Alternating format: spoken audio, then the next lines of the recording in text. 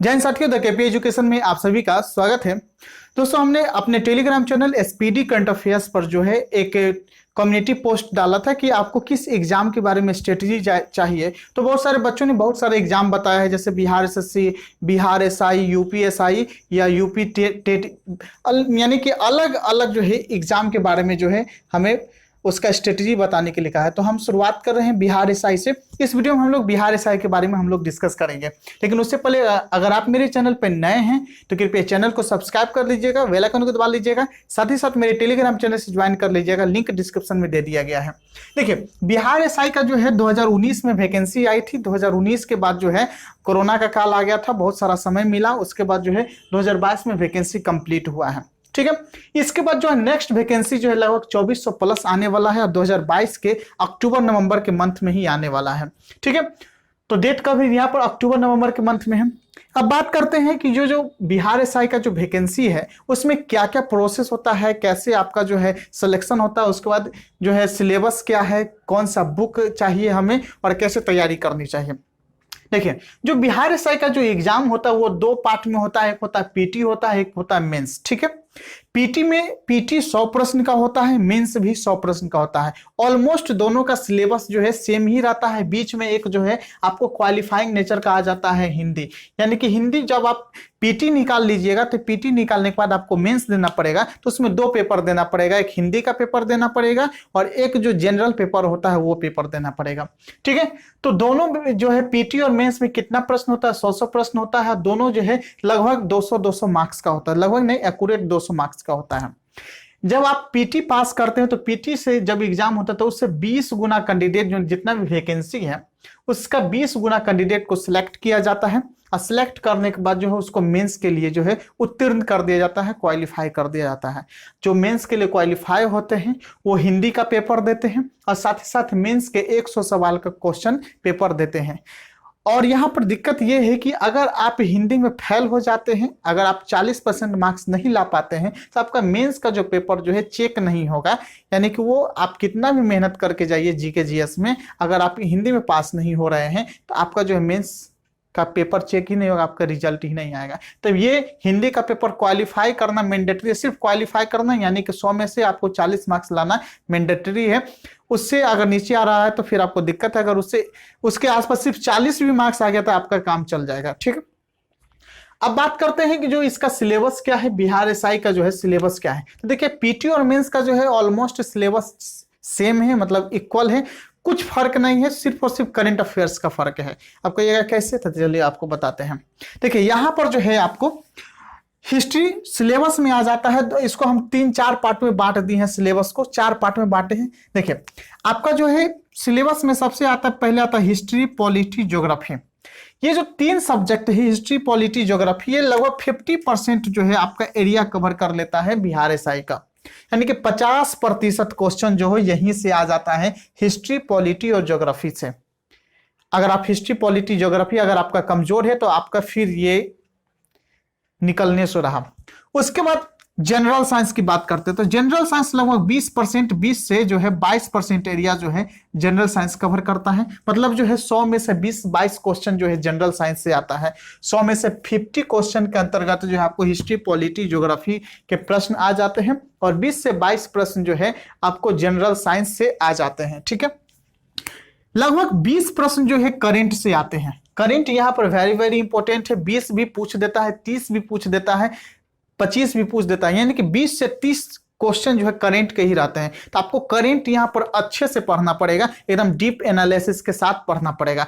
और दूसरी बात, आप घबराइए नहीं कि टीसीएस जैसा करेंट पूछता है, नहीं नहीं, टीसीएस जो है बेफालतू का बाहियात करेंट पूछता है, बाहियात क्वेश्चन जीके का पूछता है, जिसका कोई वैल्यू ही नहीं है, पता ही नहीं चलता है कि वो कहां से प्रश्न ला रहा है।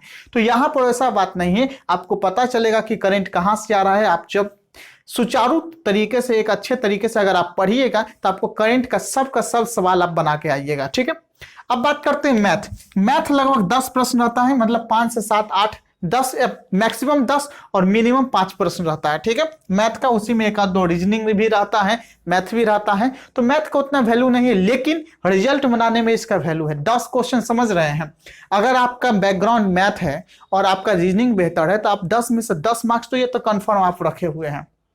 10 में से 10 में अगर मान के चलिए कभी करंट अफेयर्स अगर 5 नहीं बना तो इधर आप मार्क्स गेन कर लीजिएगा। ठीक है, तो ये तो हो गया आपको पीटी का सिलेबस। मेंस के सिलेबस में आपको सिर्फ और सिर्फ करंट अफेयर्स हटा देना है, बाकी बचा सब चीज मेंस के सिलेबस में है। ठीक है, मैथ भी है, जनरल साइंस भी है, जो हिस्ट्री पॉलिटी ज्योग्राफी भी है, लेकिन कोई गारंटी नहीं रहता है क्योंकि बिहार में जो भी आयोग है जैसे बीपीएसएससी और बिहार पुलिस एसएससी, तो ये सब भी आयोग जो है ना उसका कोई गारंटी नहीं रहता कि कभी मैथ पूछ भी देता है, कभी नहीं पूछता है, कभी करंट मेंस में पूछ भी दिया था और इस बार नहीं पूछा था, पिछले बार पूछ भी दिया था, तो ये कोई गारंटी नहीं रहता, इसलिए आप करंट छोड़ नहीं सकते हैं। तो ओवरऑल आप देखिए तो आपको पीटी और मेंस का सिलेबस एक ही है, आपको एक ही सब्जेक्ट मतलब दोनों एग्जाम में सेम सब्जेक्ट पढ़ना है, एक भी सब्जेक्ट छोड़ना नहीं, चाहे हिस्ट्री पॉलिटी ज्योग्राफी हो, जनरल साइंस हो, करंट अफेयर्स हो या मैथ हो।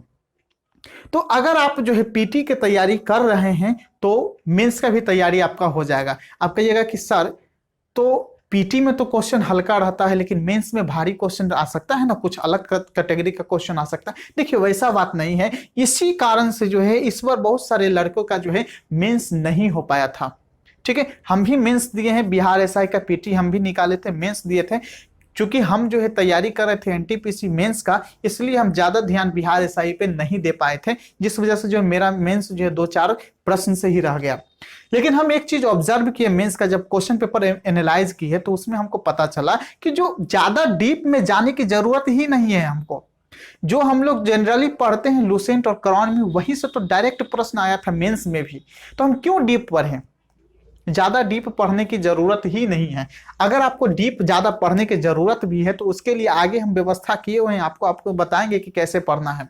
तो ये तो आपको ओवरऑल सिलेबस के बारे में बता दिए कि क्या क्या प्रश्न आता है और कैसे कैसे प्रश्न आता है और कहां कहां से प्रश्न आता है। ठीक है, एक भी आप टॉपिक नहीं छोड़ सकते हैं, एक भी सब्जेक्ट नहीं छोड़ सकते हैं, क्योंकि हर सब्जेक्ट का अपना वैल्यू है। अगर आप मैथ छोड़ दीजिएगा, मैथ नहीं बनाइएगा तो 10 प्रश्न आपका जो है 10 नंबर ऐसे ही खत्म हो जाएगा। जबकि मैथ में जो है अगर कोई बना देता है तो 10 में 10 नंबर, अगर सही बना दे तो 10 में 10 नंबर आते हैं। बनता है तो सही है, नहीं तो नहीं बनता है मैथ में। ठीक है, अब बात करते हैं कि प्रीवियस ईयर का कट ऑफ कितना रहा है। तो देखिए 2022 में जो है पीटी का कट ऑफ रहा है जनरल के लिए 123, मतलब 20 गुना के अंतर्गत आने के लिए। ठीक है, मेंस का एग्जाम लिखने के लिए जनरल के लिए 123, ईडब्ल्यूएस के लिए 114, ईबीसी के लिए 113 और बीसी के लिए 116, एससी और एसटी यानी एसटी के लिए 110 और एससी के लिए 101। आप कहिएगा ये तो आप 100 प्रश्न से ज्यादा बता रहे हैं बाबू, आपको यहाँ पर हम नंबर बता रहे हैं। देखिए आपको यहाँ पर क्या लिखे हैं, 100 क्वेश्चन यानी 200 मार्क्स का, तो यानी कि 123 मार्क्स लाना, इसको 2 से अगर हम डिवाइड कर दे रहे हैं तो 6 और 2 यानी कि 62 यानी 63 मान लेते हैं। 63 को क्वेश्चन अगर आप जो है पीटी में सही कर देते, अगर 2022 के या 2019 का जो वैकेंसी था 2022 में जो उसका फाइनल सिलेक्शन हुआ है, तो 63 क्वेश्चन अगर आप सही करते तो जनरल के अंतर्गत आप रिजल्ट ले आते। 58 क्वेश्चन यहाँ पर आ गया ईडब्ल्यूएस, और उसके बाद जो है आपका यहाँ पर आ गया 56 क्वेश्चन के आसपास ईबीसी। ठीक है, उसके बाद आपका आ गया 57 यहाँ पर, इसको 58 क्वेश्चन के अंतर्गत आपके ये आ गया। ठीक है, तो ये आपका पीटी का previous year question cut off है। ठीक है, जो जिसका एग्जाम 2021 में हुआ था। लेकिन आप जब तैयारी कीजिए तो ये 63 को क्वेश्चन लेकर तैयारी मत कीजिएगा। आप क्वेश्चन जब तैयारी कीजिए तो कम से कम 75 प्लस क्वेश्चन लेकर तैयारी कीजिएगा कि भाई कट ऑफ मार्क्स जो है 75 प्लस रहने वाला है। क्यों? क्योंकि आपको मेंस भी लिखना है, मेंस भी देना है, तो आप अभी से ही शुरुआत से ही पीटी और मेंस दोनों की तैयारी कीजिएगा और डीप से पढ़िएगा।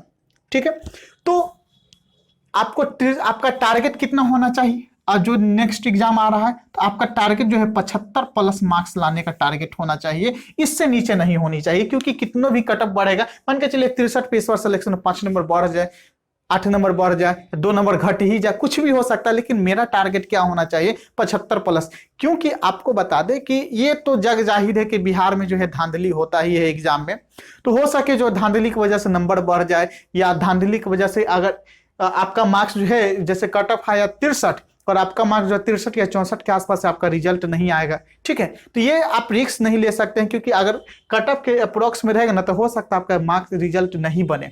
इसलिए कट ऑफ से हमेशा 10-12 नंबर ऊपर ले जाके अपना मार्क्स लाइए। ठीक है, मेंस की बात करते हैं तो मेंस का अभी तक जो है फाइनल ऑफिशियल कट ऑफ नहीं आया, हालांकि जो है मेंस का जो है आंसर की जारी कर दिया गया है, सॉरी जो मार्क्स जारी कर दिया गया कि कोई भी बच्चे का कितना मार्क्स आया है। ठीक है, मेरा जो है मेंस में कितना आया है, 108 मार्क्स के आसपास आया है मेरा मेंस में, 108 मार्क्स। तो ये बहुत दूर थे हम, चूंकि हम मेंस की तैयारी भी नहीं किए थे। तो आपको जो है इस बार मेंस में सिलेक्शन कितना पे हुआ है जनरल का, तो जनरल का सिलेक्शन हुआ है 144 मार्क्स पे, यानी कि 72 क्वेश्चन पे। ठीक है, यानी कि अगर 100 में से 72 क्वेश्चन कोई सही कर दिया है तो उसका जो है फाइनल मेरिट लिस्ट बन गया है, फाइनल मेरिट लिस्ट। लेकिन मेंस का जब एग्जाम दे दीजिएगा, मेंस का जब एग्जाम देने के बाद जो है आपका मेरिट लिस्ट आता है, उसके बाद दौड़ होता है, दौड़ में जो है आपका हाई जंप, लॉन्ग जंप वगैरह होता है, उसका भी हम बता देते हैं। ठीक है, जो दौड़ होता है वो 1600 मीटर का दौड़ होता है, लगभग 6.5 मिनट का में आपको पूरा करना रहता है। कितना मिनट का? 1600 मीटर का होता है, 1600 मीटर का। ठीक है, और कितना मिनट में? तो 6.1/2 मिनट में, यानी कि 6.5 मिनट में पूरा करना रहता है। हाई जंप जो होता है वो 4 फीट का हाई जंप मिनिमम होता है, आप 4 फीट जो है हाई जंप कूद सकते हैं मिनिमम, और बॉयज के लिए। ठीक है, और गर्ल्स के लिए जो है 3.5 फीट होता है। ठीक है, और उसके बाद जो है ये 3 चांस आपको मिलता है 4 फीट कूदने के लिए। लॉन्ग जंप जो है मिनिमम जो है आपका 12 फीट होता है। ठीक है, और उसके बाद जो है गोला फेंक होता है। ठीक है, तो ये सभी चीज होता है, आपको गोला फेंक भी करना पड़ता है, लॉन्ग जंप हाई जंप भी करना पड़ता है। तो ये नॉर्मली आपका फिजिकल फिट रहेगा, अगर आपको कहिएगा तो एक अलग से हम वीडियो बना देंगे फिजिकल के बारे में। ठीक है, फिर अब हम बात करते हैं कि भाई बुक और तैयारी कैसे करें। मेन मुद्दा ये आ जाता है कि सर आपने तो इतना सब चीज बता दिया कि ये सब चीज है और आपको ऐसे तैयारी करनी चाहिए, ऐसे आप सब प्रोसेस है, तो तैयारी कैसे करनी चाहिए, कौन कौन सा बुक इस्तेमाल करना चाहिए। देखिए, कोई अच्छे व्यक्ति कहे हैं, और अच्छे क्या जितने भी टॉपर हैं वो सभी एक ही बात कहते हैं, या जो भी एग्जाम निकाले हैं, नौकरी लिए हैं सरकारी एग्जाम का, तो वो एक ही बात कहते हैं कि एक ही बुक पढ़ो, लेकिन उसको बार बार पढ़ो। वो बुक आपको अच्छा से याद हो जानी चाहिए, इस तरह पढ़ो। तो बिहार एसआई में भी वैसा ही करना है। क्या करना है कि आपको लिमिटेड बुक पढ़ना है, ज्यादा बुक पढ़ने की जरूरत ही नहीं है। आप जो है स्पेक्ट्रम पढ़ रहे हैं, अलग अलग बुक, अलग अलग प्रकाशन का बुक पढ़ रहे हैं, उतना पढ़ने की जरूरत नहीं है। बेसिक सा एक बुक पढ़ना है, या तो आप लुसेंट पढ़िए, नहीं तो आप क्राउन पढ़िए। ये दोनों बुक में से कोई एक ही पढ़िएगा, दोनों मत पढ़िएगा, कोई एक ही बुक पढ़िएगा। या तो आप लुसेंट पढ़िए, नहीं तो क्राउन पढ़िए। हम तो कहेंगे भाई लुसेंटे पढ़िए, लुसेंट से डायरेक्ट क्वेश्चन आ जाता है। हम ऑब्जर्व किए हैं, हम देखे हैं, डायरेक्ट क्वेश्चन लुसेंट से आया है। और जो जो लड़का को लुसेंट पर कमान था, सब लड़का इस बार नौकरी लिया। हमारे गांव में 7 गो दरोगा बना है इस बार, गांव में पढ़कर। तो आप सोच सकते हैं, तो सिर्फ और सिर्फ लुसेंट पढ़कर। तो क्राउन भी पढ़ सकते हैं, आपको डीप जाना है तो क्राउन भी पढ़िए, अगर नहीं तो लुसेंट पढ़िए, जो अच्छा बुक लगे आप वो पढ़ सकते हैं। ये तो आपका हो गया जीके जीएस और साइंस के लिए। जीके जीएस साइंस के लिए एक ही बुक काफी, एक लुसेंट या क्राउन, उससे ज्यादा नहीं। अब बात करते हैं करंट अफेयर्स के लिए। तो करंट अफेयर्स के लिए आपको 2 बुक पढ़ना पड़ेगा। एक एडुटेरिया, एकदम अच्छे से हर साल, सॉरी हर महीने जो आ रहा है उसको एकदम अच्छे से एनालाइज कीजिए। एडुटेरिया और प्रतियोगिता दर्पण महीने महीने आता है। आप कहिए सर प्रतियोगिता दर्पण क्यों आप बोल रहे हैं? देखिए, प्रतियोगिता दर्पण में जो है जो भी कोई घटना होता है ना, उसको डिटेल में दिए रहता है। जैसे कि मान के चलिए कि अभी कोई घटना हो गया कि मतलब अभी जैसे कि नए चीफ जस्टिस जो है यूयू बने हैं। ठीक है, तो जो नए चीफ जस्टिस बने 49 में, उसका वीडियो भी बनाए हैं। तो उसके बारे में डिटेल से बताया जाएगा कि भाई 49 में बने हैं तो 48 में कौन थे, क्या प्रोसेस होता है चीफ जस्टिस बनने में, क्या क्राइटेरिया होता है। इससे क्या होगा कि आपको याद भी रहेगा और थोड़ा सा डिटेल भी पता रहेगा। तो क्वेश्चन अगर घुमाने की कोशिश करेगा, कारण क्या है कि जब 20 को करंट अफेयर्स पूछता है तो 5 से 6 क्वेश्चन आपको घुमा देता है। तो घुमाने का अगर कोशिश करेगा तो आप वहां से पकड़ लीजिएगा। तो प्रतियोगिता दर्पण में जो भी करंट अफेयर्स होता है उसको डिटेल में दिया रहता है, तो उसको पढ़ना बहुत जरूरी रहता है। हम भी नहीं पढ़ते थे, लेकिन हम ऑब्जर्व किए प्रतियोगिता दर्पण में जो भी बीपीएससी की तैयारी करते हैं। हम एक बार अपने दोस्त के यहाँ गए थे, तो वहां पर प्रतियोगिता दर्पण रखा हो, तो वो बीपीएससी की तैयारी कर रहा है, तो हम उसको देखे, तो वहां पर सब चीज डिटेल में दिया रहता था। हम उससे पूछे कि भाई क्यों इसको पढ़ रहे हैं, तो वो बोला कि करंट अफेयर्स को अगर डिटेल में जानना है, क्योंकि बीपीएससी में एक पांचवा ऑप्शन होता है या दो ऑप्शन होता है, इनमें से सभी और इनमें से कोई नहीं, तो उस ऑप्शन को हमको बनाने के लिए डिटेल में पढ़ना पड़ता है। तो इसलिए आपको थोड़ा सा तो डिटेल में जाना ही पड़ेगा, क्योंकि आपको 75 प्लस मार्क्स लाना है। अब बात करते हैं मैथ के लिए। मैथ के लिए सिंपल सा बुक है RS अग्रवाल, आप बना लीजिए, आपका मैथ क्लियर हो जाएगा।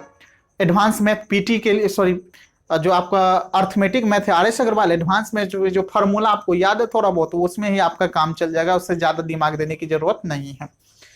उसके बाद आपको डेली एक सेट प्रैक्टिस जरूर करनी चाहिए।